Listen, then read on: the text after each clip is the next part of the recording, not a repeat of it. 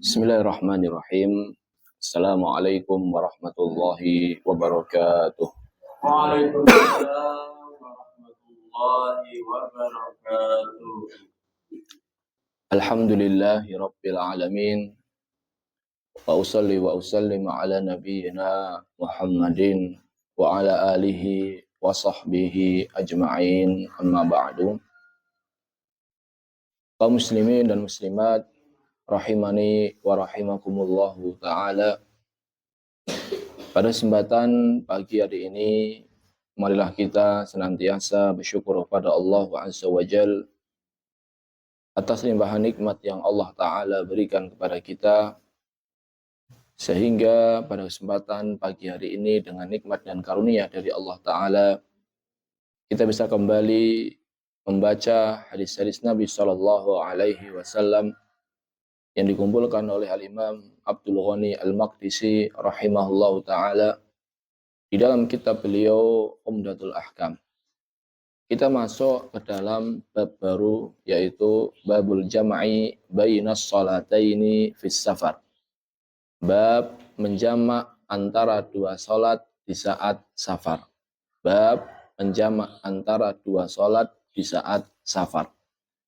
Di dalam bab ini Al-Imam Abdul Ghani Al-Maqdisi rahimahullahu ta'ala membawakan satu hadis yang menunjukkan bahwasannya ketika seseorang safar boleh menjamak dua salat. An Abdullah bin Abbasin radhiyallahu ta'ala anhuma. Dari Abdullah bin Abbas, semoga Allah ta'ala meridhoi keduanya.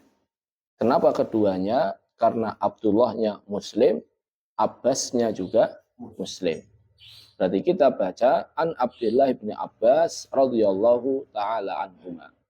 Dari Abdullah bin Abbas, semoga Allah ta'ala meridhoi keduanya.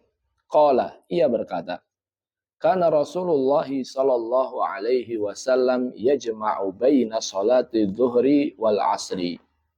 Dahulu Nabi sallallahu alaihi wasallam menggabungkan antara salat duhur dan salat asar. Idza kana ala dhahri sayr, ketika beliau dalam kondisi safar. Jadi kata Abdullah bin Abbas, bahwasannya Nabi Shallallahu Alaihi Wasallam ketika safar, beliau menggabungkan antara sholat duhur dan sholat asar. Wa yajma'u bainal maghribi wal isya. Dan beliau Shallallahu Alaihi Wasallam menjamak antara sholat maghrib dan sholat isya. Jadi sholat duhur dan sholat asar dijamak, sholat maghrib dan sholat isya dijamak. Yang tidak bisa dijamak adalah sholat apa? Subuh. Yang tidak bisa dijamak adalah sholat subuh. Hadis riwayat Bukhari dan Muslim. Kaum muslimin dan muslimat rahimani wa rahimakumullahu ta'ala. Terkait hadis ini ada 3 pembahasan. Yang pertama adalah agama Islam adalah agama yang mudah. Agama Islam adalah agama yang mudah. Salat itu secara asal harus dilakukan di waktunya masing-masing.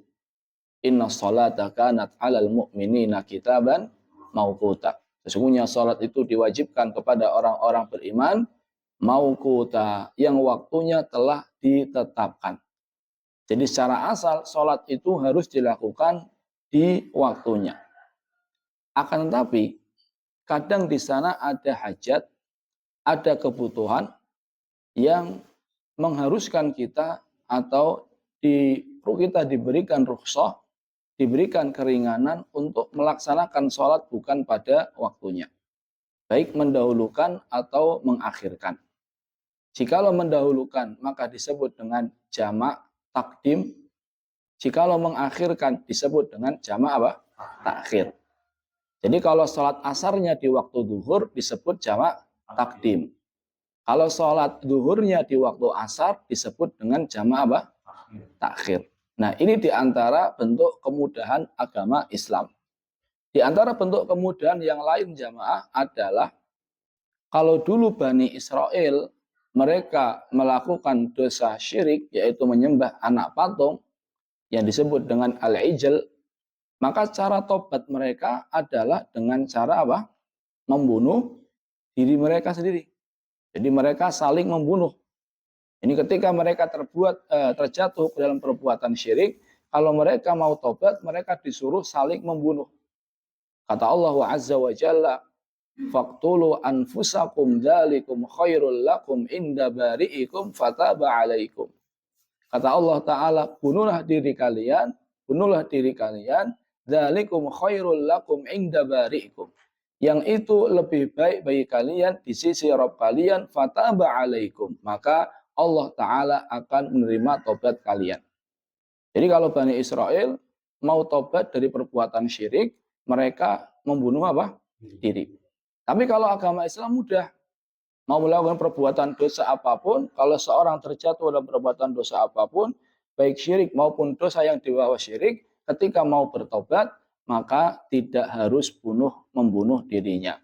Cukup dengan menyesali, kemudian bertekad untuk tidak mengulangi, kemudian berhenti dari dosa tersebut. Kalau dosa tersebut ada kaitannya dengan hak orang lain, maka hak tersebut dikembalikan.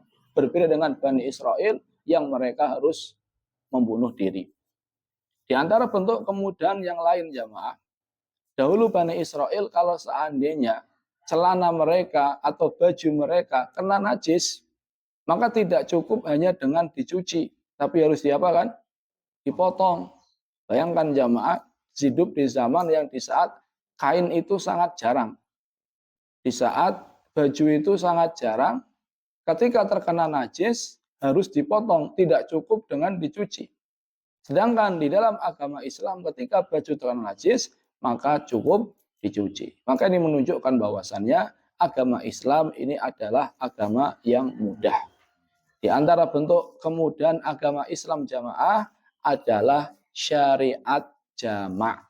Syariat jamak atau menggabungkan antara dua sholat. Kalau dilakukan di sholat yang pertama disebut dengan jamak takdim. Kalau dilakukan di sholat kedua disebut dengan jamak apa? Takhir. Ini poin yang pertama. Poin yang kedua adalah hadis ini menjelaskan akan sebab di antara sebab-sebab seseorang boleh menjamak sholat. Jadi bedakan antara jamak dengan qasar. Kalau jamak itu menggabungkan dua sholat, kalau qasar itu artinya adalah mengurangi jumlah rakaat sholat. Jadi kalau jamak itu menggabungkan dua sholat, contohnya duhur dengan asar. Kalau qasar itu artinya adalah mengurangi jumlah rakaat sholat. Duhur yang harusnya 4 menjadi 2, asar yang harusnya 4 menjadi 2. Ini qasar. Enggak mesti seseorang dibolehkan jamak, dibolehkan juga qasar. Enggak mesti. Enggak mesti seseorang dapat rukhsah untuk menjamak, tidak mesti dia dapat rukhsah untuk apa? Mengqasar. Di dalam hadis ini disebutkan salah satu dari sebab seseorang boleh menjamak. Apa itu? Safar. Jadi ketika seseorang safar, dibolehkan bagi dia untuk menjamak sholat. Baik takdim maupun takhir. Silakan milih mana yang lebih mudah bagi dia. Jadi boleh di jamak takdim, boleh di jamak takhir. Mana dalilnya? Dalilnya hadis yang kita baca tadi. Bahwasannya Nabi Shallallahu Alaihi Wasallam menjamak antara sholat zuhur dan maghrib, zuhur dan asar ketika safar, dan antara sholat maghrib dan sholat isya. Sholat subuh boleh enggak? Enggak boleh. Jadi sholat subuh tidak bisa dijamak. Ini yang pertama, yaitu udzur safar. Nah, sebab safar. Nah, safar ini jamaah bukan hanya boleh menjamak, namun juga boleh untuk apa? Mengqasar. Jadi ketika safar boleh menjamak, boleh mengqasar. Jarak safar berapa jamaah? Kurang lebih 80 km. Kurang lebih 80 km. Banyak khilaf di antara para ulama, namun kalau pengen mudahnya ya sudah 80 km. Ini poin yang pertama atau sebab yang pertama. Sebab yang kedua adalah sakit. Jadi ketika seorang sakit, susah bagi dia untuk sholat di waktunya, sholat zuhur di waktunya, sholat asar di waktunya, sholat maghrib di waktunya, sholat isya di waktunya, maka dia dapat uzur, boleh bagi dia untuk menjamak sholat. Karena orang sakit itu berat. Kadang bersucinya juga berat, gerak-geriknya berat, agar tidak terlalu banyak bolak-balik bersuci dan seterusnya. Kalau sakitnya berat, maka boleh apa? Jamak. Zuhur sama asarnya dijamak, kemudian maghrib sama isyaknya boleh dijamak. Mana dalilnya? Dalilnya adalah hadis dari Ibnu Abbas radhiyallahu taala anhuma. Jama'a Rasulullah sallallahu alaihi wasallam baina adh-dhuhri wal 'asri wal maghribi wal isya bil Madinah. Nabi sallallahu alaihi wasallam menjamak antara salat zuhur dan asar, salat maghrib dan isya di kota Madinah fi ghairi khaufin wala safarin. Ketika Nabi menjamak bukan karena takut, bukan karena fi ghairi khaufin wala matorin. Bukan karena takut, bukan pula karena hujan. Jadi Nabi SAW di kota Madinah pernah menjamak sholat zuhur dengan asar, maghrib dengan isya, bukan karena takut ada musuh, bukan pula karena turun hujan. Abdullah bin Abbas ditanya, kenapa hal itu?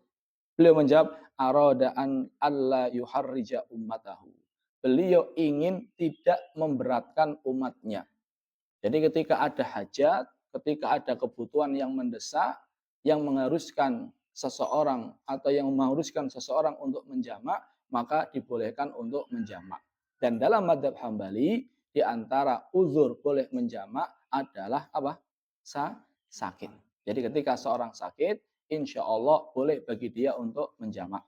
Ada madzhab lain yang mengatakan tidak boleh, namun wallahu alam, insya Allah pendapat yang mengatakan ketika sakit boleh menjamak ini pendapat yang cukup kuat. Apalagi uzur karena sakit ini kadang lebih berat daripada uzur karena safar. Jadi kalau safar sebenarnya masih bisa dia sholat di tepat waktu dan seterusnya. Kalau seandainya safar saja boleh menjamak, apalagi karena apa? Sakit. Ini yang kedua. Yang ketiga adalah karena adanya hajat yang sangat besar. Contohnya jamaah ada seorang dokter yang sedang operasi. Operasinya panjang sekali. Dari sebelum zuhur sampai habis asar. Dan tidak bisa ditinggal. Jadi kalau ditinggal bahaya. Maka dalam kondisi seperti ini boleh dia menjamak dua sholat tersebut. Boleh dia jamak, nanti jamak takhir melaksanakan sholat zuhur di waktu asar. Ini yang ketiga. Yang keempat adalah karena hujan. Karena hujan, karena angin yang kencang dan seterusnya, maka boleh menjamak sholat. Mana dalilnya? Dalilnya adalah sabda Nabi Shallallahu Alaihi Wasallam dari sahabat Ibnu Abbas. Nabi Shallallahu Alaihi Wasallam pernah menjamak sholat bukan karena hujan, bukan karena takut. Ini menunjukkan bahwasanya bisa kita pahami biasanya Nabi menjamak itu karena hujan dan karena takut. Ini 4 sebab seseorang boleh menjamak sholat. Yang pertama adalah safar, yang kedua adalah apa tadi? Sakit. Yang ketiga adalah ketika ada hajat yang sangat mendesak, di antaranya dokter yang sedang apa? Operasi. Yang keempat adalah adanya hujan atau angin yang sangat kencang. Ini poin yang kedua. Poin yang ketiga adalah cara menjamak atau syarat-syarat seseorang menjamak. Yang pertama, caranya adalah mendahulukan sholat yang awal sebelum sholat yang kedua. Jadi kalau seandainya mau sholat zuhur dan sholat asar, maka walaupun sholatnya dilakukan di waktu asar, tetap yang didahulukan adalah sholat apa? Zuhur dulu. Karena apa namanya? Praktek Nabi SAW seperti itu. Dan kita disuruh sholat sebagaimana sholatnya Nabi SAW. Sallu kama ra'aitumuni usolli. Jadi walaupun sholatnya dilakukan di sholat yang kedua, tetap disyariatkan untuk melakukan sholat secara berurutan. Yang kedua adalah berkesinambungan. Jadi berkesinambungan. Kalaupun ada jeda, bukan jeda yang sangat lama. Contohnya dia sholat zuhur, kemudian mau menjamak dengan asar, sholat zuhurnya tepat waktu, asarnya jam 1 contohnya. Tidak. Namun setelah sholat zuhur, sesegera mungkin dia melaksanakan sholat asar. Diistilahkan dengan al-muwalah, sesegera berkesinambungan. Yang ketiga adalah sebagian ulama berpendapat harus ada niat dari awal. Harus ada niat dari awal. Contohnya mau menjamak sholat zuhur dan asar. Nah, ketika sholat zuhur itu sudah harus meniatkan nanti habis ini saya mau sholat apa? Asar. Sebagian ulama berpendapat demikian. Wallahu a'lam, saya lebih condong kepada tidak harus. Jadi contohnya ada orang sholat duhur, niatnya sholat duhur. Nah, di tengah-tengah sholat atau setelah sholat ada niatan untuk menjamak, insya Allah ini juga dibolehkan. Yang penting ada hal yang membolehkan kita untuk menjamak, maka insya Allah dibolehkan. Jadi saya sampaikan, sebagian ulama berpendapat dari sholat yang pertama sudah harus apa? Berniat. Wallahu alam, insya Allah tidak apa-apa. Tidak apa-apa, walaupun dari awal tidak ada niat, yang penting ada sebab seseorang boleh menjamak, maka insya Allah tidak masalah. Contohnya orang dia safar, dia lupa kalau dia mau menjamak, kemudian sholat duhur. Nah, ketika mau salam dia baru sadar, oh ya saya safar ya, saya boleh menjamak, maka insya Allah walaupun dari awal dia tidak berniat untuk menjamak, insya Allah dibolehkan. Ini yang ketiga. Yang kedua, yang keempat, sebagian ulama berpendapat uzurnya itu harus ada di sholat yang pertama. Uzurnya itu harus ada di sholat yang sudah ada sejak sholat yang pertama. Contohnya, mau menjamak sholat maghrib dan isya. Lagi sholat. Nah, boleh menjamak sholat karena hujan, contohnya hujan. Mereka berpendapat boleh menjamak sholat kalau hujannya itu dari awal sholat maghrib. Jadi dari awal sholat maghrib itu sudah apa? Sudah hujan. Nah, kalau seperti itu, baru nanti isyanya boleh. Ini sebagian ulama berpendapat demikian. Wallahu alam, saya lebih condong kepada tidak harus. Jadi tidak harus uzur ini ada dari awal. Contohnya seseorang sholat maghrib belum hujan. Allahu Akbar, belum hujan. Pas mau salam, kalau tadi kan belum hujan kan berarti tidak ada uzur di awal sholat jamaah kan. Nah, ketika mau salam langsung apa? Hujan deras. Nah, ketika mau salam, sebentar lagi mau sholat isya, hujan deras. Wallahu alam, insya Allah yang penting ada uzurnya, tetap dibolehkan untuk apa? Menjamak. Jadi intinya, wallahu alam, insya Allah dua cukup syaratnya.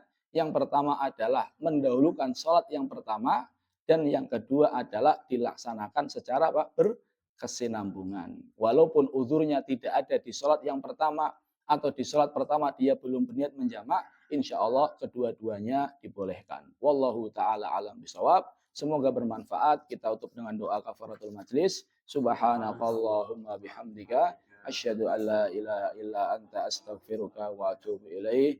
Assalamualaikum warahmatullahi wabarakatuh. Waalaikumsalam.